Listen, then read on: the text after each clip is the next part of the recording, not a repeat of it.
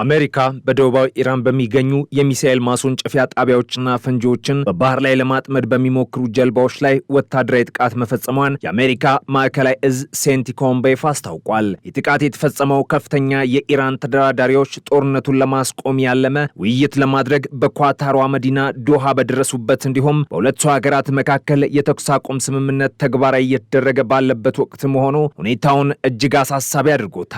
የጥቃቱን መፈጸም ተከትሎ በመካከለኛው ምስራቅ ያለው ውጥረት አዲስ መልክ ሊይዝ እንደሚችል የፖለቲካ ተንታኞች ስጋታቸውን እየገለጹም ይገኛሉ።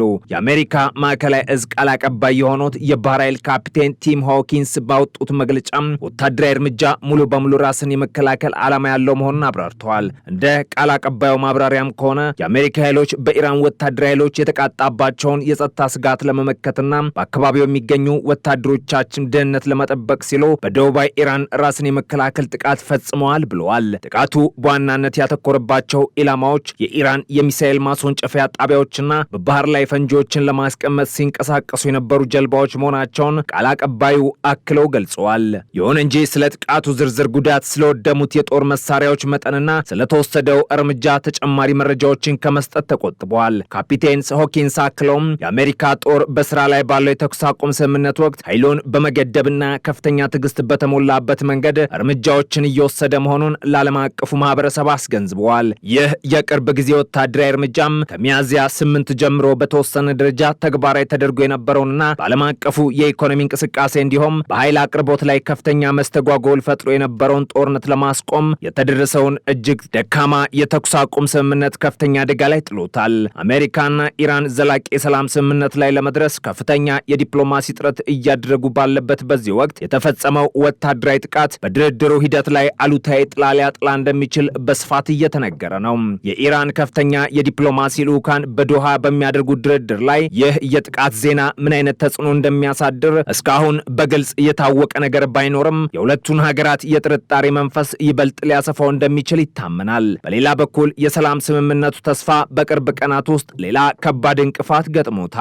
የእስራኤሉ ጠቅላይ ሚኒስትር ቤንያሚን ኔታንያሁ በሊባኖስ የሚገኘውንና በኢራን መንግስት የገንዘብና የጦር መሳሪያ ድጋፍ የሚደረግለትን የሄዝቦላ ታጣቂ ቡድን ሙሉ በሙሉ እንደሚደመስሱ መዛታቸው ቀጠናዊ ውጥረቱን ይበልጥ አባብሶታል። ኢራን በበኩሏ ማናቸውም በአሜሪካና በቴህራን መካከል የሚደረሱ የሰላም ስምምነቶች በሊባኖስ ያለውን ግጭት ጭምር ያካተቱና ለእነዚህ አጋሮቿ እልባት የሚሰጡ መሆን እንዳለባቸው ቅድመ ሁኔታዎችን አስቀምጣለች።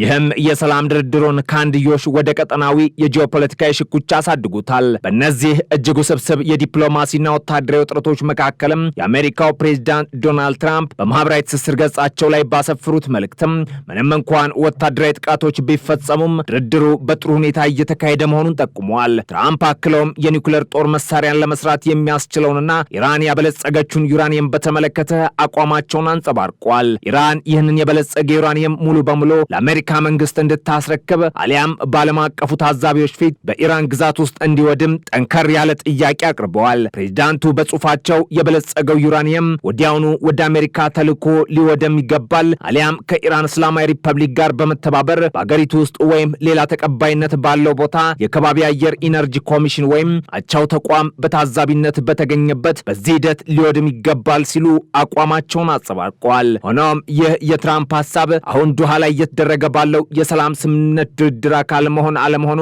በግልጽ አልተብራራም። መረጃዎች እንደሚያሳዩት ትራምፕ የጠቀሱት የከባቢ አየር ኢነርጂ ኮሚሽን እንደ አውሮፓውያን አቆጣጠር በ1974 የፈረሰና ተግባራቱ ለሌሎች ሁለት ተተኪ ተቋማት እየተከፋፈለም ነው። ከዚህም በተጨማሪ ሰኞ ዕለት ትራምፕ እንዳስታወቁት አሁን እየተካሄደ ባለው የሰላም ስምምነት አካል በመሆን ሳውዲ አረቢያ፣ የተባበሩት አረብ ኤምሬቶች፣ ኳታር፣ ፓኪስታን፣ ግብጽ፣ ቱርክ፣ ባህሬንና ዮርዳኖስ የአብርሃም ስምምነትን እንዲፈርሙ ማስገደድ አስፈላጊ ስለመሆኑም ተነግሯል። እንደ አውሮፓውያን አቆጣጠር በ2020 በአሜሪካ አሸማጋይነት የተጀመረው ይህ ስምምነት ከእስራኤል ጋር ታሪካዊ ጠላትነት የነበራቸውን የአረብ ሀገራት ዲፕሎማሲያዊና ኢኮኖሚያዊ ግንኙነታቸውን እንዲያሻሽሉም ያለመ ነው። ትራምፕ ባለፈው ቅዳሜ ከነዚህ ሀገራት መሪዎች ጋር ከኢራን ጋር ያለውን ጦርነት ስለማቆምና ቀጠናዊ ሰላምን ስለማምጣት በስልክ መወያየታቸውን አስታውቋል። እስካሁን ባለው ሂደት ባህሬንና የተባበሩት አረብ ኤምሬቶች እንዲሁም ሞሮኮና ሱዳን ይህንን ታሪካዊ ስምምነት መፈረማቸው ይታወቃል። ይሁን እንጂ የአብርሃም ስምምነት በአንዳንድ ወገኖች ዘንድ በደስታ ተቀባይነት ቢያገኝም በመካከለኛው ምስራቅ በርካታ ክፍሎችና ህዝቦች ዘንድ አሁንም ከፍተኛ ተቃውሞ ይገጥመዋል። የዚህ ዋነኛ ምክንያት ስምምነቱ ለዘመናት የቆየውን የእስራኤልና የፍልስጤምን ግጭት መሰረታዊ በሆነ መንገድ መፍትሄ አለመስጠቱም ነው። እንደ ሳውዲ አረቢያና ኳተር ያሉ የቀጠናው የኢኮኖሚና የፖለቲካ ኃያላን ሀገራትም ነፃና ሉዓላዊት የፍልስጤም ሀገር እስካልተመሰረተች ድረስ ከእስራኤል ጋር ምንም አይነት መደበኛ የዲፕሎማሲ ግንኙነት እንደማይፈጥሩ አቋማቸውን በግልጽ ደጋግሞ አስታውቋል። ይህም የአብርሃም ስምምነትን በሙሉ ቀጠናው ላይ ተግባራዊ ለማድረግ የሚደረገውን የአሜሪካ ጥረት ፈታኝ አድርጎታል። አሜሪካና ኢራን የተኩስ አቁም ስምምነትን በከፊል ቢጠብቁም ውጥረቱ ግን በተለያዩ መንገዶች ሲገለጽ ቆይቷል። ኢራን በዓለም አቀፍ የነዳጅና ንግድ ላይ ከፍተኛ ሚና ባለው የሆርሙዝ የባህር ወሽመጥ በሚያልፉ የንግድ መርከቦች ላይ ያላትን ወታደራዊ ቁጥጥርና ፍተሻ አጠናክራ ቀጥላለች። በምላሹም የአሜሪካ የባህር ኃይል የኢራንን ኢኮኖሚያዊ እንቅስቃሴ ለመገደብና ጫና ለመፍጠር ወደቦቿን ለመዝጋት የተለያዩ ሙከራዎችን ሲያደርግም ቆይቷል። ይህ በባህር ላይ የሚደረገው ፍጥጫም የዓለምን የነዳጅ አቅርቦት ስጋት ውስጥ የጣለና የዋጋ ንረትን ያስከተለ ክስተት ሆኗል። በአጠቃላይ የማታው የአሜሪካ ወታደራዊ ጥቃት ራስን የመከላከል እርምጃ መባሉም እንዲሁም የዋሽንግተንና የቴህራን የሰላም ንግግሮች በአንድ ጊዜ መካሄዳቸው የቀጠናውን ፖለቲካዊና ወታደራዊ ሁኔታ እጅግ የተወሳሰበና ለመተንበይ አዳጋች አድርጎታል። ፕሬዚዳንት ዶናልድ ትራምፕ የሰላም ድርድሩ በጥሩ ሁኔታና በተፈለገው መንገድ እየሄደ ነው በማለት አዎንታዊ መልእክት ቢያስተላልፉም መሬት ላይ ያለው እውነታ ግን በማንኛውም ጊዜ ሊፈርስ የሚችል ደካማ የተኩስ አቁም ስምምነት መኖርና የጦር መሳሪያ ድምጾች አሁንም አለመጥፋታቸውን ያመላክታል። የኢራን ኃይሎች በአሜሪካ ወታደሮች ላይ ያደረሱት ስለተባለው ስጋት ዝርዝር ሁኔታና ይህ የቅርብ ጊዜ ወታደራዊ እርምጃም በዋሽንግተንና በቴህራን መካከል በሚደረገው ድርድር ላይ ስለሚያስከትለው የረጅም ጊዜ ውጤት የአሜሪካም ሆነ የኢራን ባለስልጣናት እስካሁን የሰጡት እየተብራራ መረጃ የለም።